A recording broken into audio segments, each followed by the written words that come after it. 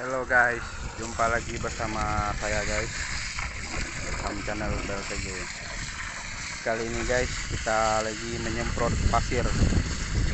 Ini pasir yang mengandung biji timah.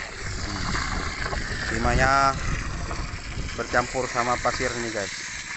Ini kita semprot menggunakan alat sederhana yang terbuat dari pipa paralon. Di sini nggak ada mesin pengisap tanahnya. Guys, cuman satu mesin di sana. Ini selangnya. Nah, ini kita menyedotnya. Pasirnya masuk ke dalam tuh, ke dalam pipa terbuat dari pipa paralon guys. Nah, kita mengambil timah nih.